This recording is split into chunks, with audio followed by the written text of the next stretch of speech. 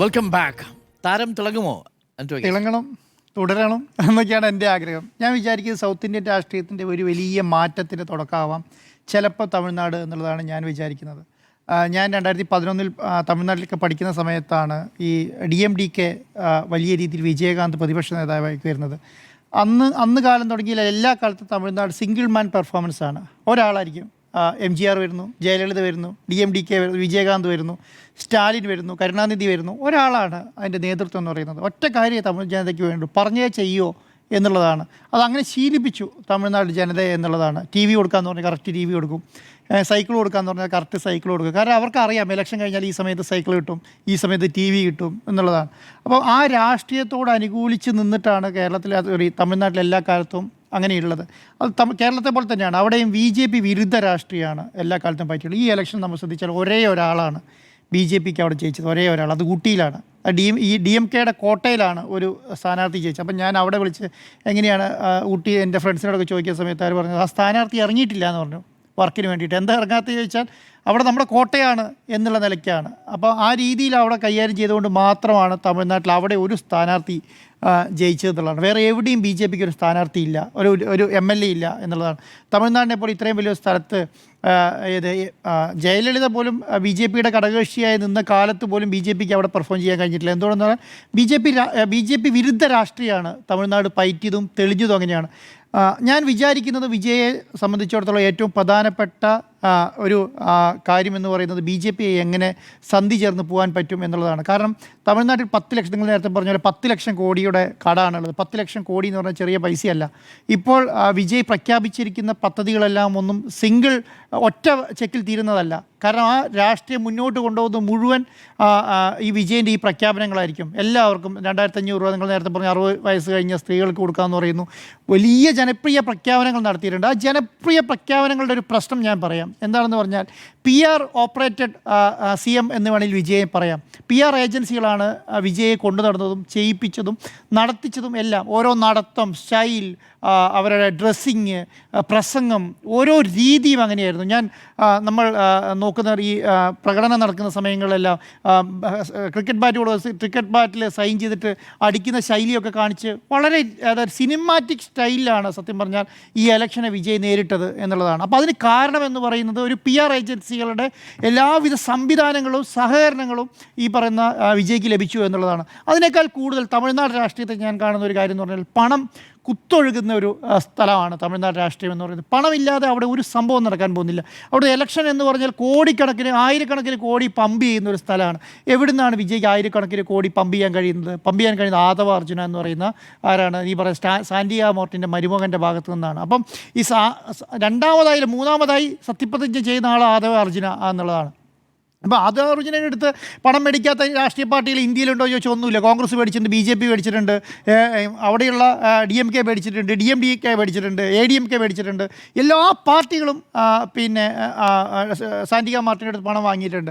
അതുകൊണ്ട് ആദവ അർജുന അങ്ങനെ വളരെ മോശം ഒരാളാണെന്ന് ഞാൻ പറയുന്നേ ഇല്ല. കാരണം എന്താ പറഞ്ഞാൽ അദ്ദേഹം വളരെ പാവപ്പെട്ട കുടുംബത്തിൽ നിന്ന് വന്ന ആളും സാൻഡിയ മാർട്ടിൻ്റെ മകളെ കല്യാണം കഴിച്ചതോടുകൂടി വലിയ ആളായി മാറിയ ഒരാളും കൂടിയാണ്. അപ്പം അദ്ദേഹത്തെ സംബന്ധിച്ചിടത്തോളം ജനങ്ങളുടെ പൊതുവികാരം മനസ്സിലാവും, സാധാരണക്കാരൻ്റെ വികാരം മനസ്സിലാവും എന്നുള്ളതാണ്. പക്ഷേ അതിൻ്റെ നേരെ ഓപ്പോസിറ്റ് പ്രതിപക്ഷത്തെ ADMKൻ്റെ ആളായിട്ട് ആദവ അർജുനൻ്റെ പിന്നെ അമ്മായിയും ഇരിക്കുന്നുണ്ട്.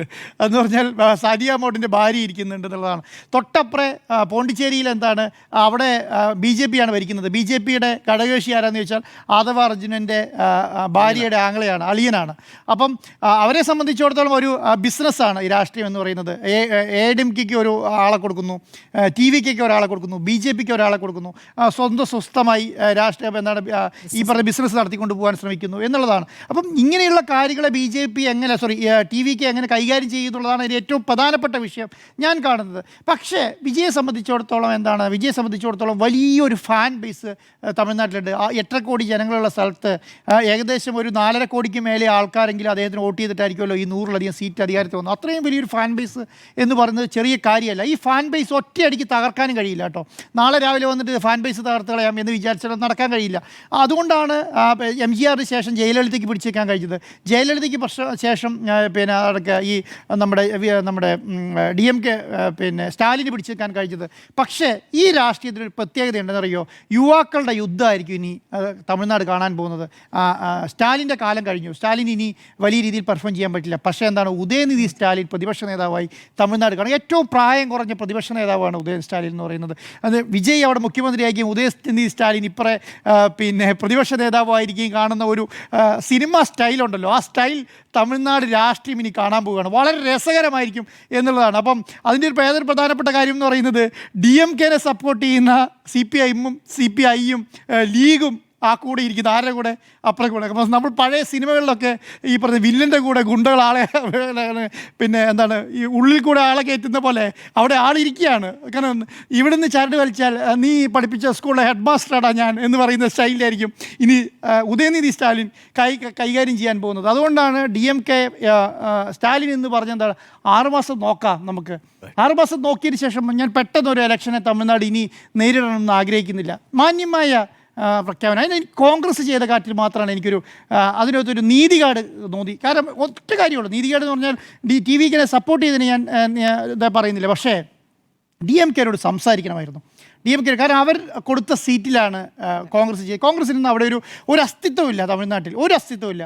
അവിടെ CPM ആണെങ്കിലും CPI ആണെങ്കിലും ഇതുപോലെ ഈ പറഞ്ഞ കോൺഗ്രസ് ആണെങ്കിലും ഒന്നും അസ്തിത്വമില്ലാത്ത പാർട്ടിയാണ് തമിഴ്നാട്ടിൽ. പക്ഷേ കഴിഞ്ഞ 10-15 വർഷമായിട്ട് അല്ലെങ്കിൽ കുറേ കാലങ്ങളായി ഇപ്പോൾ BJPക്കെതിരെ ഒരു ചേരി നമ്മളെല്ലാ കാലത്തും നമ്മൾ തമിഴ്നാടിനെ കണ്ടുപിടിക്കണമെന്നാണ് നമ്മൾ പല മീറ്റ് ദ ഡേസിലും പറഞ്ഞത്. എന്താണ്, BJPക്കെതിരെ ഒരു ചേരി ഉണ്ടാക്കി ആ ചേരിയിൽ ചെറിയ കക്ഷികൾ പോലും ഒരു കാരണവശാലും CPIനും CPIക്കും കോൺഗ്രസിനും ഒരു സ്ഥാനാർത്ഥിത്വം കൊടുക്കേണ്ട കാര്യമില്ല. അവരെ കൂടെ കൂട്ടിപ്പിടിച്ച് BJPക്കെതിരെ ശക്തമായൊരു സംവിധാനം വെച്ച് മുന്നോട്ട് പോയതുകൊണ്ട് ആ സംവിധാനത്തോട് കോൺഗ്രസ് ചെയ്തൊരു മര്യാദകേടുണ്ട്. പറഞ്ഞാൽ ഞാൻ വിചാരിക്കുന്നില്ല ഞങ്ങൾക്കിപ്പോൾ TVKനെ സപ്പോർട്ട് ചെയ്യാൻ തീരുമാനിച്ചു എന്ന് പറഞ്ഞാൽ DMK അത് പാടില്ല എന്ന് പറയും എന്ന് ഞാൻ വിചാരിക്കുന്നില്ല. പക്ഷേ അത് ചെയ്യണമായിരുന്നു എന്നുള്ളതാണ്.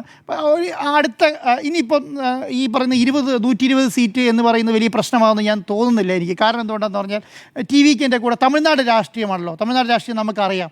ഇപ്പോൾ DMK എന്നും AIDMK എന്നൊക്കെ ഇഷ്ടംപോലെ ആൾക്കാർ വിജയിൻ്റെ കൂടെ കൂടാനുണ്ടാവാം.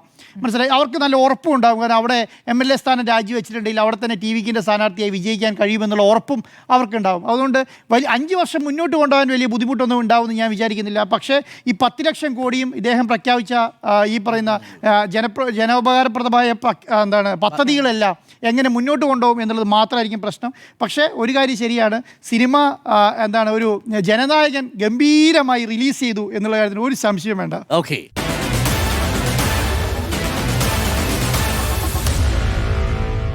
Meet the editors.